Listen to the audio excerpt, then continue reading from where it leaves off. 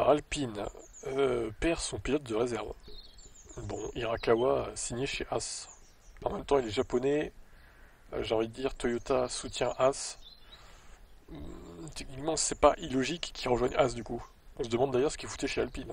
Donc Hirakawa avait donc fait la première séance d'essai libre pour Alpine. Je suis ravi de rejoindre As. J'apprécie vraiment cette opportunité. J'ai hâte de commencer un nouveau voyage avec l'équipe.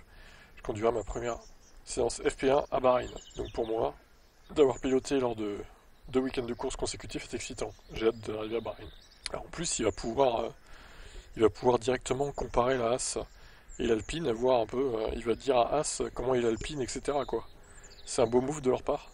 Bon, même si bon, l'Alpine, techniquement, elle est un peu moins meilleure que la As. Quoique, en vrai, on sait pas trop parce que Gasly, c'était pas fou la course quand même. Hein. C'était pas fou. On sent qu'il y a un certain potentiel chez Alpine sur certains circuits, mais le problème c'est que ils n'arrivent pas forcément à l'exploiter, un peu comme Ferrari fait quoi. Mais d'un côté, j'ai vu aussi que Ocon était loin derrière eux, les Alpines, mais Birman était devant, donc c'est compliqué, hein. Franchement. C'est compliqué à lire les performances des équipes quand même. Hein. Je suis même pas sûr que eux-mêmes savent où ils en sont dans la hiérarchie exactement quoi.